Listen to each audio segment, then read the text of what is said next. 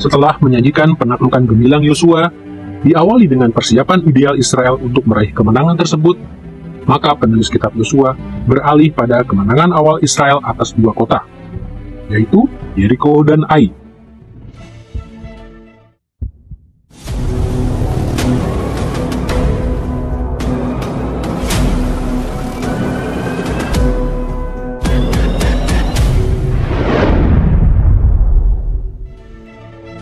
Kitab Yosua menggambarkan fase pertama dari penaklukan Kanaan oleh Yosua.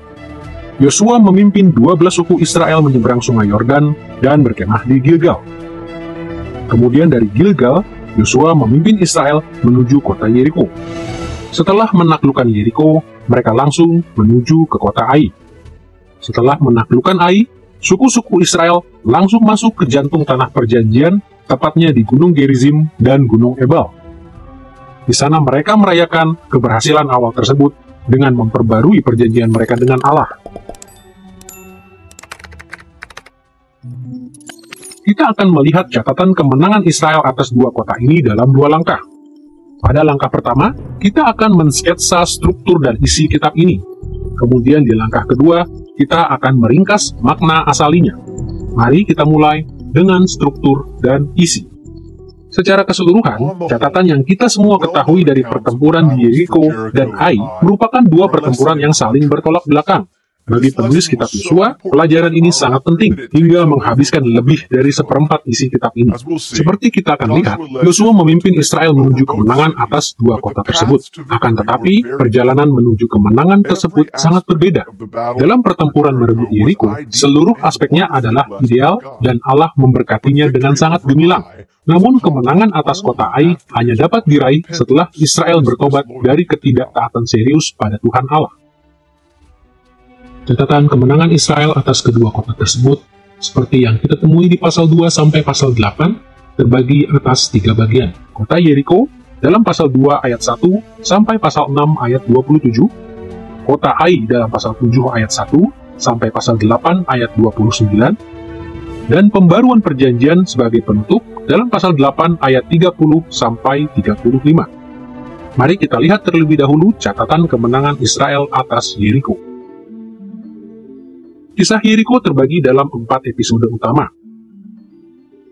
Berawal di pasal 2 ayat 1 sampai 24 dengan pengintai utusan Yosua dan Rahab. Di episode ini, Yosua mengirim pengintai atau mata-mata untuk melakukan penyidikan atas kota tersebut. Mereka bertemu Rahab yang berbalik pada Allah Israel, melindungi para pengintai, dan menerima kepastian janji keamanan. Kemudian para pengintai kembali melapor ke Yosua dengan percaya diri bahwa Allah akan memberikan kemenangan pada Israel. Mengimbangi bagian awal ini, episode keempat dan terakhir menjadi penutup kisah Yeriko. Dalam pasal 6 ayat 22-27, narasi kembali ke para pengintai atau mata-mata Yosua dan Rahab. Di episode ini, Yosua memerintahkan para pengintainya untuk menghormati sumpah perlindungan mereka untuk Rahab. Akhirnya, Rahab beserta seisi rumahnya diadopsi ke dalam bangsa Israel. Dengan mengawali dan mengakhiri episode ini pada kisah Rahab beserta para pengintai, maka penulis kitab Yosua menggambarkan semua peristiwa dalam pasal 2 sampai pasal 6 sebagai satu bagian dari pertempuran Yeriko. Kemudian, Ibrani pasal 11 ayat 31 dan Yakobus pasal 2 ayat 25 mengingatkan bahwa kita harus mengingat betapa iman Rahab yang telah dia tunjukkan dengan ketaatannya telah melepaskan Rahab beserta keluarganya dari penghakiman Allah. Namun, ketika kita melihat episode ini dalam konteks yang lebih besar, kita dapat melihat bahwa penulis kitab Yosua juga menekankan hal lain bagi para pembaca aslinya. Kita mendapati 2 episode mujizat di sini. Kita membaca tentang penyeberangan mujizat Israel di Sungai Yordan di pasal 3 ayat 1 sampai pasal 5 ayat 12. Pasal-pasal ini diawali dengan persiapan upacara Israel di sisi timur Sungai Yordan yang menggarisbawahi kesetiaan mereka pada Allah dan perkenan Allah atas mereka. Kemudian, para imam dengan membawa tabut perjanjian menginjakkan kaki mereka ke sungai, dan Sungai Yordan pun terbelah. Di setengah perjalanan, 12 orang meletakkan 12 batu peringatan di tengah-tengah sungai di sisi para imam. Kemudian semua orang pun menyeberang. Setelah penyeberangan berakhir, mereka memindahkan ke-12 batu itu ke tepi barat. Kemudian, air sungai Yordan tertutup kembali dan 12 batu peringatan tersebut ditempatkan di Gilgal. Sebagai penyeimbang dengan upacara pada awal episode ini, penulis kitab Yosua melaporkan upaya Yosua untuk menguduskan bangsa Israel dengan sunat. Kemudian, 4 hari berikutnya, orang Israel merayakan Paskah dan memakan hasil tanah Kanaan untuk pertama kalinya, bukan lagi memakan mana.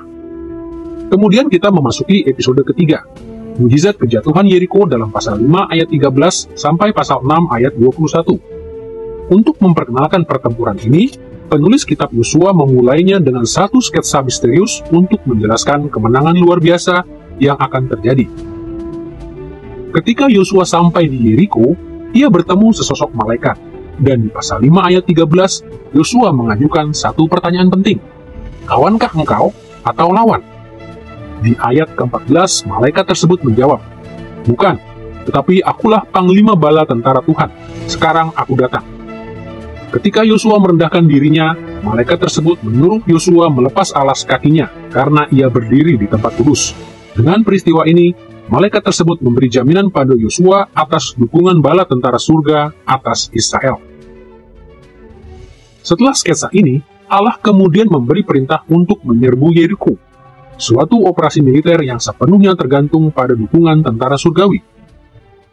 Bangsa Israel harus berbaris mengelilingi kota Yeriko sebanyak 1 kali selama 6 hari berturut-turut, dengan para imam berjalan di depan mereka membawa tabut perjanjian.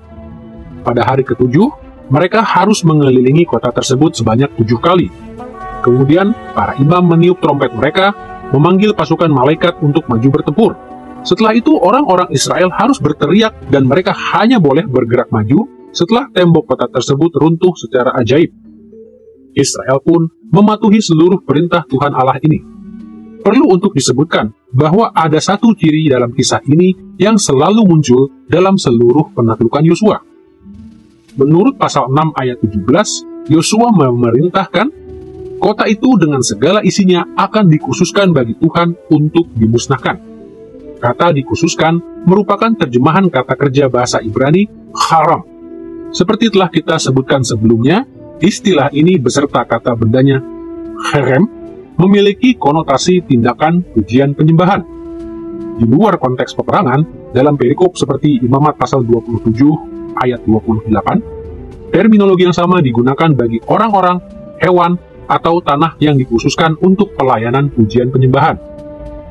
Dalam konteks peperangan seperti di kitab Yosua, istilah ini merujuk pada membunuh hewan, orang, dan membaktikan logam mulia terpilih dan sejenisnya untuk kemah suci. Guna memahami hal ini sebagai tindakan pujian penyembahan, kita perlu ingat bahwa adalah hal yang lumrah bagi pasukan, termasuk pasukan Israel, untuk memperkaya diri mereka dengan harta rampasan dan budak yang mereka peroleh dalam pertempuran. Namun dalam perikop seperti Ulangan pasal 20 ayat 16, Tuhan Allah memerintahkan dengan pengecualian langka, seperti Rahab, agar seluruh penduduk Kanaan dibaktikan padanya sebagai tindakan pujian penyembahan. Dengan melakukan hal tersebut, Israel dengan ucapan syukur mengakui kemenangan mereka sebenarnya adalah kemenangan Tuhan Allah. Setelah kemenangan di Yeriko, penulis kitab Yosua melanjutkan kemenangan Israel atas kota Ai di pasal 7 ayat 1 sampai pasal 8 ayat 29. Episode kota Ai terbentang dalam 3 langkah. Pada langkah pertama, kita menemukan deskripsi singkat dari kekalahan Israel di Ai dalam pasal 7 ayat 1 sampai 5. Dalam cerita ini, para pengintai dengan ceroboh memberi masukan pada Yosua bahwa menaklukkan kota Ai adalah mudah. Akibatnya Yosua hanya mengirimkan sebagian pasukannya untuk menyerang Ai. Kita juga belajar tentang seseorang bernama Achan yang secara diam-diam menyimpan barang rampasan dari Yeriko, bukannya mempersembahkan harta rampasan itu pada Tuhan Allah. Jadi di bawah penghakiman Tuhan Allah, sebanyak 36 orang Israel terbunuh di Ai dan selebihnya dipukul mundur. Pada langkah kedua, dari pasal 7 ayat 6 sampai 26, kita membaca pertobatan bangsa Israel. Yosua meratap pada Allah dan Tuhan Allah menyingkapkan penyebab kekalahan Israel.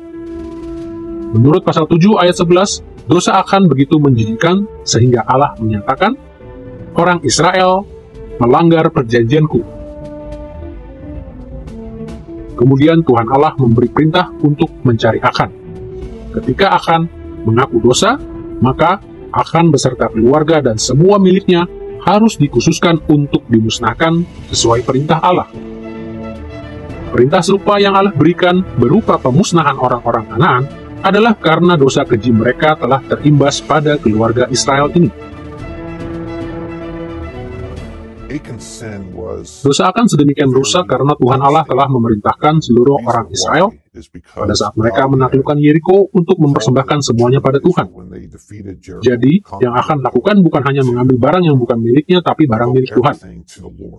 Hal yang ia lakukan sangat keji. Lalu hal ini pun tragis karena perjanjian dengan Allah bukanlah perjanjian individu dengan Israel saja. Jika demikian, maka kita berpikir secara individualistis.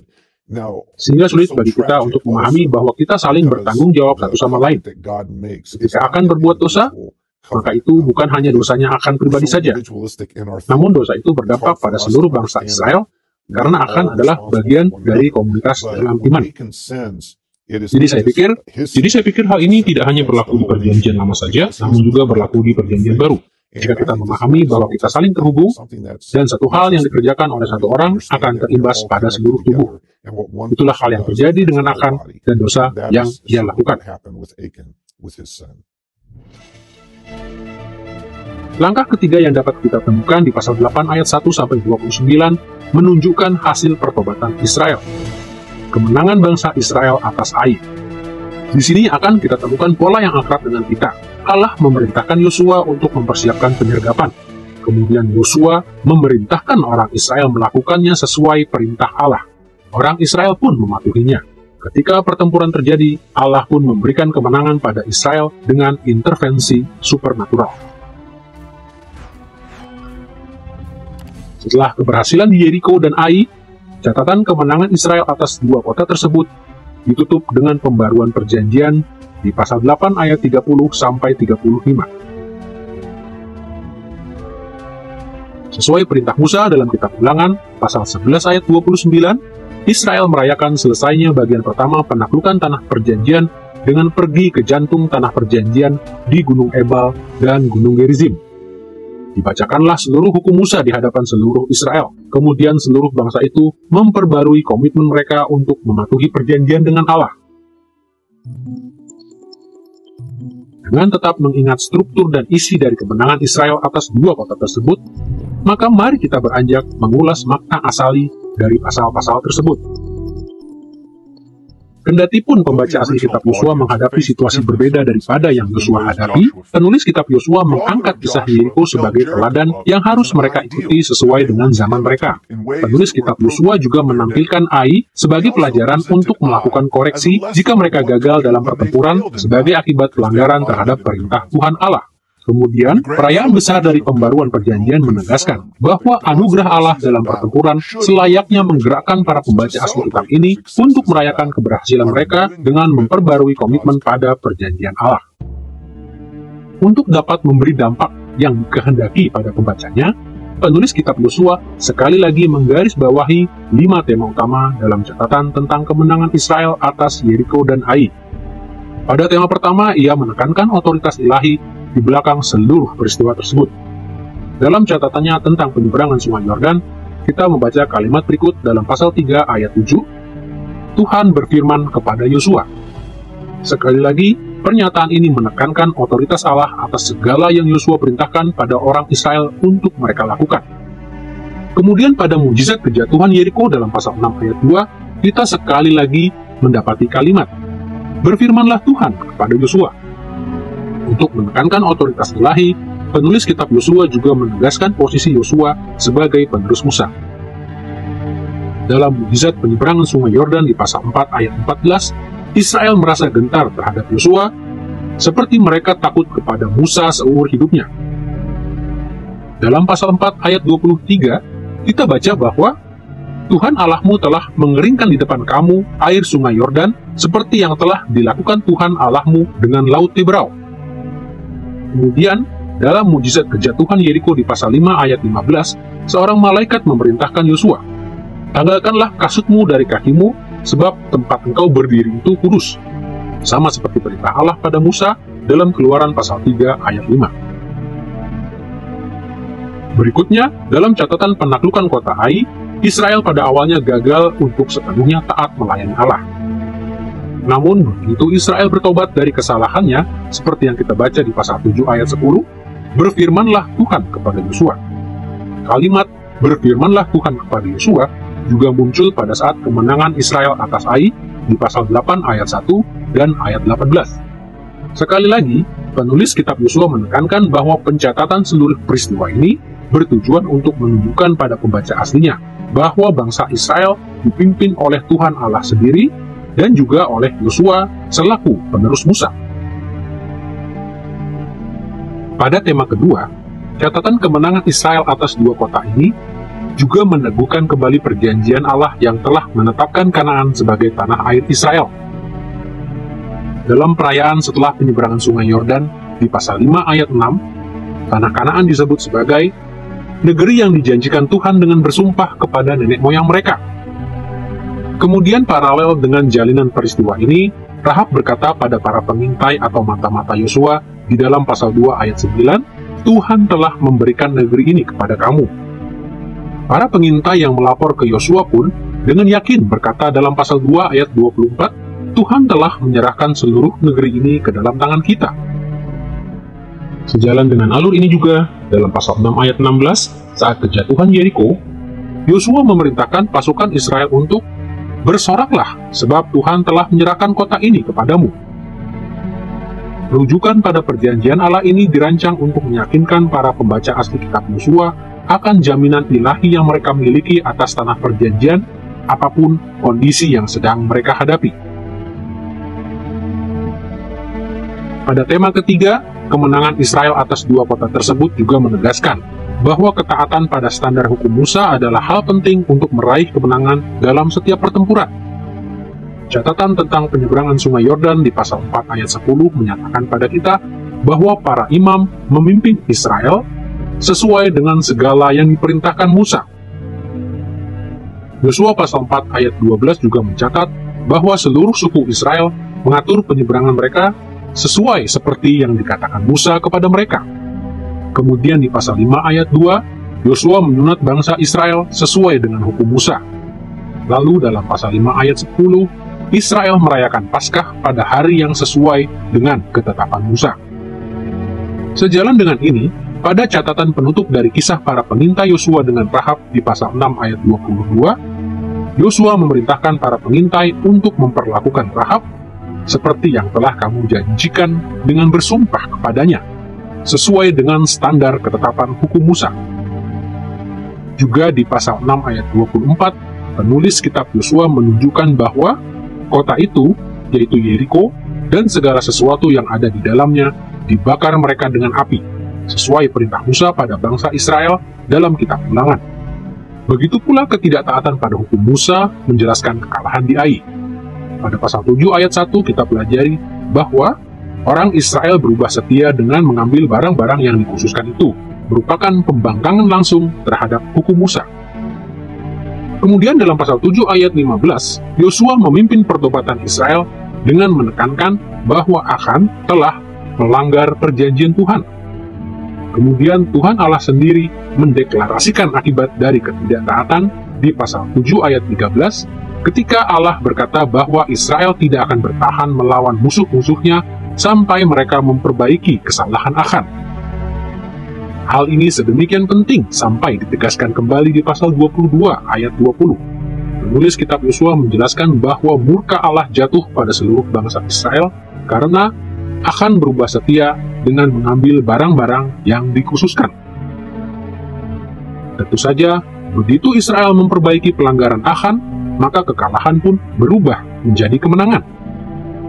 Pandangan ini mendapat penekanan sekali lagi dalam pembaruan perjanjian setelah kemenangan-kemenangan Israel. Dalam pasal 8 ayat 31, Israel melakukan seperti yang diperintahkan Musa, hamba Tuhan, kepada orang Israel, untuk mempersiapkan mezbah dari batu-batu yang tidak dipahat, menurut apa yang tertulis dalam kitab hukum Musa. Kemudian dalam pasal 8 ayat 32, Yosua menulis salinan hukum Musa di atas batu tersebut. Juga menurut pasal 8 ayat 33, orang Israel mengatur barisan mereka seperti yang dahulu diperintahkan oleh Musa.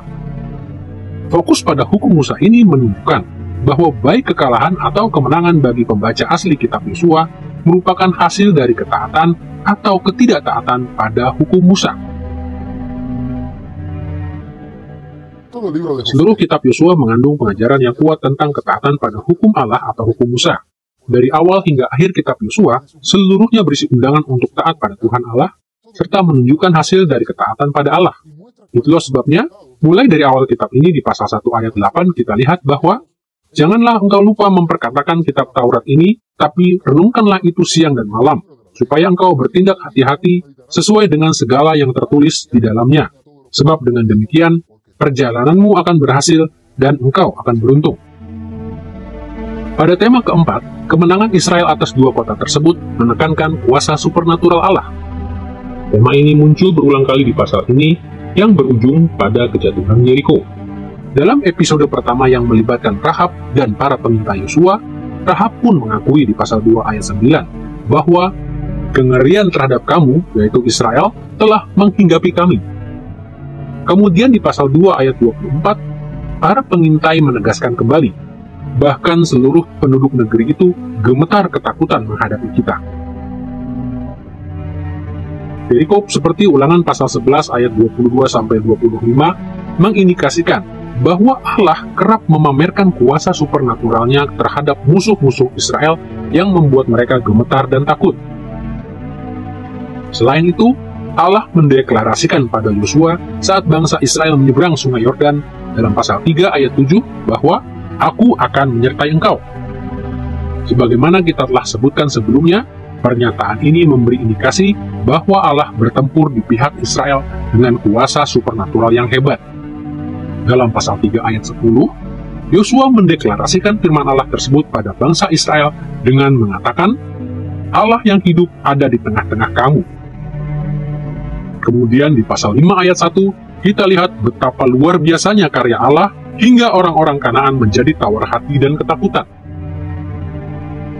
Hampir seluruh dimensi kejatuhan Yeriko menggambarkan tema ini, yang sangat jelas terlihat di pasal 6 ayat 20 ketika runtuhlah tembok Yeriko itu oleh kuasa supernatural Allah. Maka tidak heran jika penulis kitab Yosua menutup catatan tentang para pengintai Yosua dan Rahab dalam pasal 6 ayat 27 dengan menyatakan, dan Tuhan menyertai Yosua. Seperti telah kita duga, kuasa supernatural Allah tidak terlihat pada tahap awal kekalahan Israel di kota Ai. Malahan, di pasal 7 ayat 5 kita baca, tawarlah hati bangsa Israel itu, bukannya orang Kanaan yang tawar hati karena ketakutan. Tatkala Allah memanggil Israel untuk bertobat dalam pasal 7 ayat 12, Tuhan Allah berfirman pada Yosua, Aku tidak akan menyertai kamu lagi, sampai mereka memperbaiki kesalahan Achan. Setelah bangsa Israel menyelesaikan kesalahan Achan, barulah sekali lagi Tuhan Allah menunjukkan kuasa supernaturalnya dalam kemenangan atas kota Ai. Di pasal 8 ayat 18 Allah memerintahkan Yosua, acungkanlah lembing yang ada di tanganmu ke arah Ai. Maka Israel pun memenangkan pertempuran. Di sepanjang pasal-pasal ini, penulis kitab Yosua menggunakan dua kemenangan awal Yosua untuk menyatakan pada pembaca aslinya bahwa mereka tidak akan mampu memenangkan pertempuran dengan hanya kekuatan manusia semata. Kemenangan akan diperoleh hanya lewat kuasa supernatural Allah. Pada tema kelima, kemenangan Israel atas Yeriko dan Ai menekankan pentingnya partisipasi seluruh bangsa Israel dalam meraih kemenangan. Pada episode penyeberangan sungai Yordan dalam pasal 3 ayat 1 dan ayat 17, kita melihat bahwa seluruh bangsa Israel ikut menyeberang bersama Yosua. Dalam pasal 4 ayat 14 kita baca, Tuhan membesarkan nama Yosua di mata seluruh orang Israel. Tentu saja kita lihat ke-12 orang di pasal 4 ayat 4, dan 12 batu di pasal 4 ayat 8, ayat 9 dan ayat 20 mewakili 12 suku Israel. Selain itu, Menurut pasal 5 ayat 8, seluruh bangsa Israel disunat di Gilgal. Ketika tembok Yeriko runtuh, dalam pasal 6 ayat 3, Allah memerintahkan Yosua untuk berbaris mengitari tembok kota itu bersama semua prajurit. Sekali lagi, perbedaan mencolok terlihat jelas dalam kekalahan Israel di Ai. Dalam pasal 7 ayat 3, para pengintai menyarankan Yosua, tidak usah seluruh bangsa itu pergi. Sampai ketika bangsa Israel bertobat, barulah penulis kitab Yosua menyatakan keterlibatan semua orang Israel di pasal 7 ayat 23. Juga di pasal 7 ayat 24 dan 25, seluruh Israel turut serta dalam penghukuman terhadap Achan. Seperti dapat kita duga, bahwa dalam pembaruan perjanjian dengan Allah seperti yang tertulis di pasal 8 ayat 33, seluruh orang Israel berdiri di hadapan Allah. Cara penulis kitab Yosua menekankan keterlibatan seluruh bangsa Israel di bagian ini dengan sangat gamblang menjelaskan bahwa setiap generasi dari semua suku Israel harus siap terlibat bersama-sama dalam setiap pertempuran.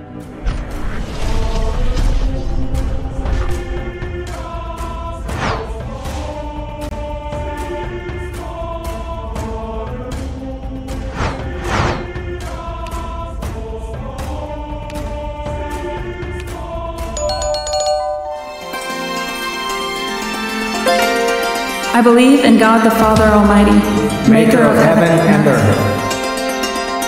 I believe in Jesus Christ, His only Son, our Lord, who was conceived by the Holy Spirit and born of the Virgin Mary. He suffered under Pontius Pilate, was crucified, died, and was buried. He descended into hell. The third day He rose again from the dead. He ascended into heaven and is seated at the right hand of God the Father Almighty. From there He will come to judge the living and the dead. I believe in the Holy Spirit, the Holy Catholic Church, the communion of saints, the forgiveness of sins, the resurrection of the body, and the life everlasting. Amen.